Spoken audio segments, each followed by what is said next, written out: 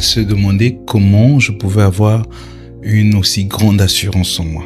Parce que je lui parlais en lui disant que perdre mon boulot ne serait pas la fin du monde parce que la source de mes revenus n'était pas le boulot en soi, mais Dieu qui m'avait permis d'avoir ce boulot. Et donc, s'il permettait que je perde mon boulot, il pourvoira pour moi de différentes manières.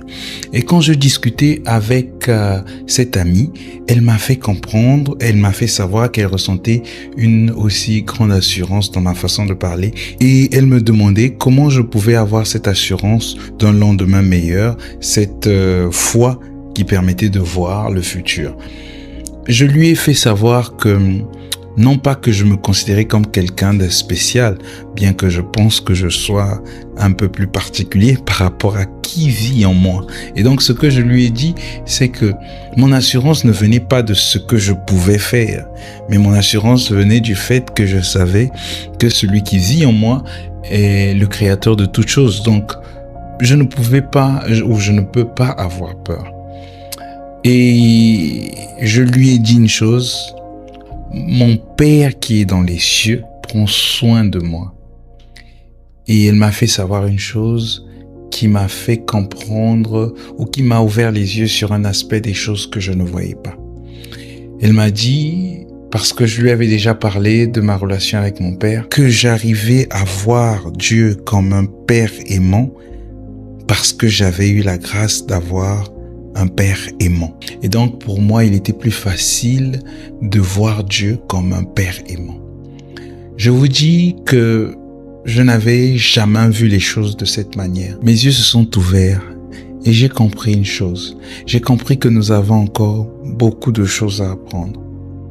Vous savez, ce qu'elle a dit est une réalité. Moi, j'ai eu la grâce d'avoir un père aimant. Et ce père m'a montré ce que c'est que l'amour d'un père envers ses enfants. Je vais vous raconter une anecdote pour vous montrer ou pour vous faire comprendre combien j'ai su que mon père m'aimait. Nous sommes pendant la guerre dans mon pays, il y a eu une guerre et pendant cette guerre, nous nous retrouvons loin de tout, pas de travail, financièrement c'est complexe. Et je me rappelle, ce jour-là, on a préparé un plat que je n'aimais pas. En fait, à l'époque, quelqu'un avait mal préparé du riz et donc j'avais gardé un mauvais souvenir de plat de riz et donc j'avais du mal à manger du riz. Et ce jour-là, on avait préparé du riz à la maison. Et j'ai fait ce caprice. Étant petit, je ne comprenais pas l'ampleur de la chose. Et j'ai fait ce caprice en disant que je ne vais pas manger du riz. Tout le monde avait mangé sauf moi. Je pense que mon père aurait pu mettre les choses dans le contexte de guerre, combien c'était complexe, et il aurait pu me punir en me disant « tu vas pas manger aujourd'hui et personne n'en mourra ». Mais vous savez ce que mon père a fait? Mon père est sorti sous les coups de feu pendant la guerre. Il est allé dans un marché qui se trouvait pas loin de là où on vivait et il est allé pour chercher du manioc pour que je puisse manger. Il a cherché du manioc. Il n'a pas pu trouver du manioc. Et il était obligé d'acheter au moins quelque chose qui me permettait de manger. Vous savez, pour ceux qui connaissent le foufou, ce ne sont pas des choses qui se vendent dans les rues. Ce sont des choses qu'on prépare à la maison. Mais c'est pas de coutume chez nous, c'est pas des choses qui s'exposaient pour être vendues. Mais mon père a vu quelqu'un qui lui a vendu ces morceaux de foufou qu'il m'a ramené pour que je mange. Et j'ai mangé. Je ne me rendais même pas compte du degré d'amour que cela montrait. C'est en grandissant que j'ai compris cet acte. C'est l'un des actes qui m'a marqué avec mon père. Mais je vous dis que dans les yeux de mon père, quand il me regardait, je voyais l'admiration, je voyais l'amour de mon père. Et quand j'ai eu cette relation avec Dieu, quand j'ai rencontré Jésus, ça a été facile pour moi de comprendre qu'un père pouvait aimer son fils. Et donc, aujourd'hui, la confiance que j'ai en Dieu, d'une certaine manière, m'a été enseignée par mon père. Parce que aujourd'hui, mon père m'a montré ce que c'est qu'être un père. Et donc, quand je vois l'amour de Dieu pour moi, cela ne m'étonne pas. Et du fait que je sais que Dieu est mon père, je sais qu'il prendra soin de moi. En toutes circonstances, il sera toujours là. Vous voyez, j'ai eu cette grâce. Mais ce que cela m'a appris, c'est quelque chose de plus profond. Vous savez, nous sommes devenus des diseurs de bonne aventure dans les églises. Pas parce que la parole de Dieu qui est prêchée est un problème. Non, la parole de Dieu est là. Mais nous avons beaucoup de gens qui parlent des choses qu'ils ne pratiquent pas. Aujourd'hui, j'ai remarqué dans mon entourage tellement de gens qui sont blessés et quand tu discutes avec eux, tu ressens ce manque d'affection ou ce manque de présence. Je vais parler des pères aujourd'hui. Je sais que les mamans aussi ont leur importance. Mais aujourd'hui, je veux parler des pères. J'ai remarqué surtout beaucoup de jeunes garçons, ce manque de figure paternelle qui fait à ce qu'ils soient perdus. Et quand cet ami me l'a dit, je me suis dit que depuis longtemps, j'avais ce discours et je disais aux gens que Dieu prend soin de toi. Dieu, il fera tout pour ton bien. Mais je ne pouvais pas avoir cet aspect des choses, de se dire que mais la personne ne comprend peut-être pas mon message parce qu'elle ne sait pas ce que c'est que l'amour d'un père. Enfin bref, ce que je veux seulement dire, c'est que nous devons éviter que ces jeunes qui n'ont pas eu la grâce d'avoir des figures paternelles, que ces personnes soient des personnes brisées qui auront de l'impact encore sur leurs enfants. Et nous allons continuer ce cycle qui est destructeur.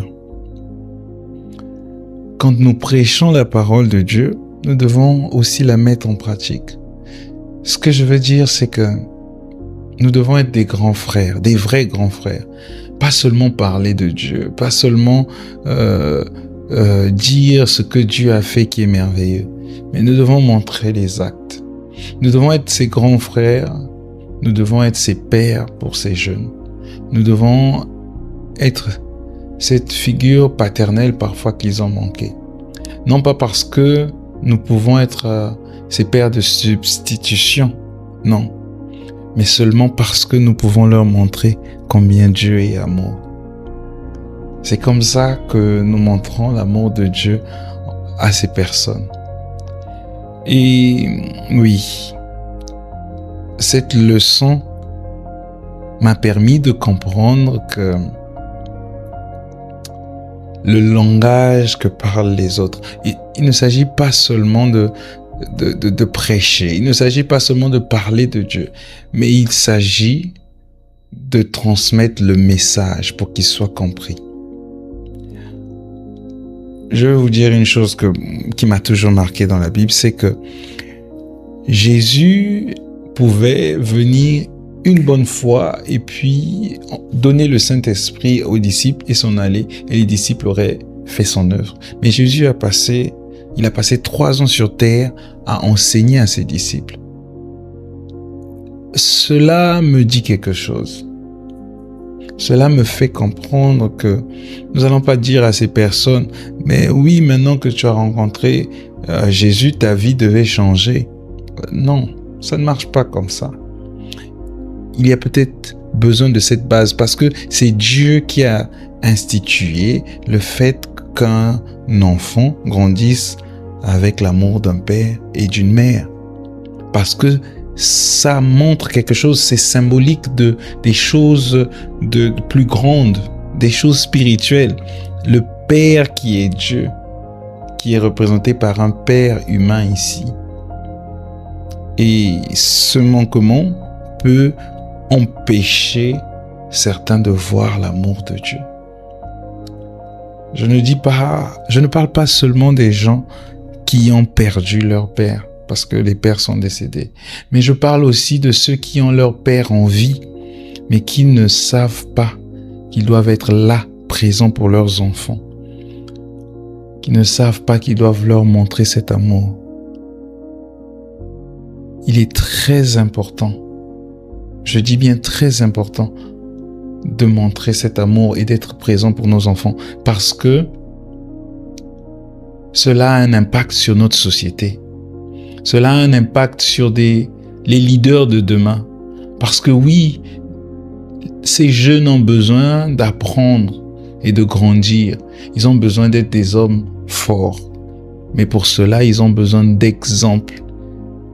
Et arrêtons de penser que Dieu descendra du ciel pour être l'exemple. Parce que Dieu a utilisé cet homme que tu es pour être l'exemple, pour montrer son image à cet enfant. J'espère que je parle à quelqu'un aujourd'hui et j'espère vraiment que cela va toucher quelqu'un pour agir différemment, pour être ce père aimant, pour être ce frère aimant. On n'a pas besoin de lien de sang pour commencer à montrer le bon exemple à ces frères qui sont dans les églises avec nous, à ces sœurs qui sont dans les églises avec nous, qui ont besoin de cette figure paternelle qui leur montre l'amour de Dieu. Merci beaucoup.